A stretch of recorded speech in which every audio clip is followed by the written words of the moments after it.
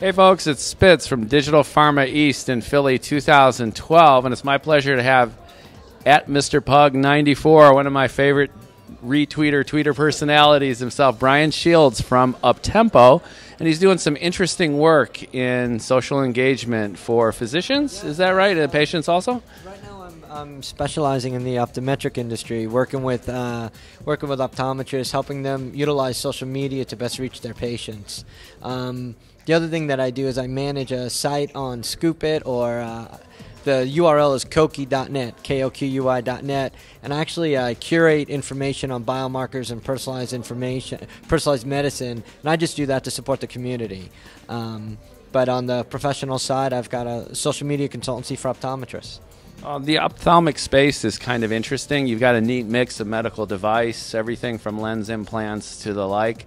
How do you characterize that in its own unique kind of way, and what kind of needs do they have in particular when they're dealing with social peer-to-peer engagement and the like? Sure. I think when we look at the optometric space, the thing about it is a unique combination of medical device community, standard primary care, and also retail fashion. The fashion component, whether it be from contact lenses or for frames or sunglasses, is a large component of the optometric community. The other aspect of it is the optometrists are usually the first line in identifying major diseases like diabetes. So from a medical care perspective, an optometrist has a lot of influence over the patient's ability to get the right level of care. They identify things right away, and they also, the other thing about being in the optometric community is it's generally a very positive experience. When someone leaves an optometrist practice, they're either getting a cool pair of sunglasses, or more importantly, they're seeing better. And vision's probably one of our most important senses. Yeah, and an eye exam is a lot less painful, let's say, than a dental one. Yeah, and you bring up some interesting points then about, the unique qualities of the group. What kind of functionality do you have within the social spaces that you create to engender that kind of peer-to-peer communication among the professionals? Well, among the professionals, a lot of the peer-to-peer communication is actually supporting each other's Facebook pages. That's what we've realized is that as the doctors get more engaged in their own Facebook pages that we're helping them, that we're supporting for them, they start to become more engaged with those of their peers. They want to see what their peers are doing from across the country and what's working, what's engaging their patients, what content is resonating with their patients, and from a community perspective, what community level information is adding value to their local communities. Because I think that's the thing about social media is it's not so much about just sharing medical content, it's medical content and community content. People are allowing you into their community, and you want to be able to play a role there. Yeah, definitely. And I'm assuming practice management and office marketing is probably also significant. They're always on the lookout for new, better customers and the like. How does that factor into the peer-to-peer support that they're providing each other and maybe sharing collateral, best practices and the like? Sure. I think location-based marketing, especially Facebook location-based marketing, is key.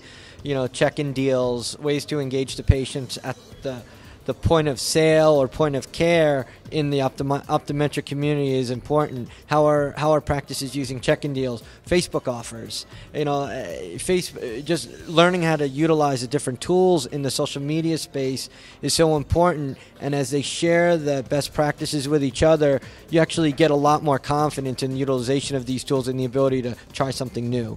And what's your business model in terms of monetization? We've known how notoriously difficult monetizing social media itself is. Facebook itself is having a difficult time recovering from its IPO and the like. So the investment community, the business community is having a tough time taking social seriously. Within the healthcare space, within your niche group, how do you monetize and how do you create a business model that's volatile and continues to grow? Sure, it's a straight service model or an ad agency PR model. I support the individual practices, and I get a fee for managing their social media and to some extent their mobile websites. What's in it for the doctors? Basically, if you want somebody in your practice to do this, you're going to lose a whole head count, because they're going to be on Facebook all day long. So the value of outsourcing is you can outsource this to someone who not only knows what they're doing, but they help aggregate best practices from a bunch of practices, and they can learn from 20 different practices rather than just one. And also you're not losing that head count. I think it's great for staff to get involved, and they do a great job supporting our clients' Facebook pages when they are involved. But if you designate one person in your practice, it's hard. I mean, I do this for a living, and you see this too, Michael. You know, once you start working in the social media space, it's easy to fall down the rabbit hole of looking at your own Facebook feed and getting lost down there. So I think it's important to understand what you want to control as a practitioner, and how a third party like my UpTempo group can help you take it to the next level. And it sounds like you provide a great service for optometrists, kind of an out-of-the-box social media kit, if you will, for them to get engaged without, deleting their resources internally, and they're able to just ramp up that way. Is there a possibility of scaling up into other professions and other specialties outside of optometry per se? Sure. I think optometry is a unique profession in this, in that, obviously it's about the patient opt-in. A patient needs to want to share with their friends that they're seeing that practitioner.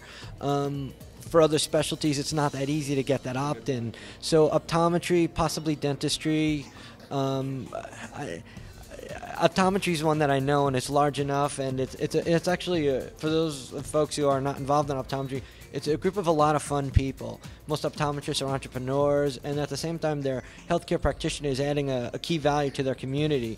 So, like I mentioned earlier, it's a very unique combination of healthcare and fashion, which makes it perfect for social media. Absolutely, that's the aesthetic element comes into being too. But I'm assuming too, as privacy slackens a bit, concerns slacken a bit, you might be able to expand it perhaps into other specialties as folks get more and more used to healthcare social media and that peer-to-peer type of engagement. Yeah, possibly down the road. I think we just have to figure out the model of how patients want to engage with their specialists via social media, and I don't know that model yet. I just know what it looks like for optometry. Be good at what you do, right, and stick to it. Brian Shields, folks, at Digital Pharma East, Philly 2012. Talking about a terrific out-of-the-box social media solution for practice management tools and marketing for specialists out in the field. Spits out from Pixels and Pills.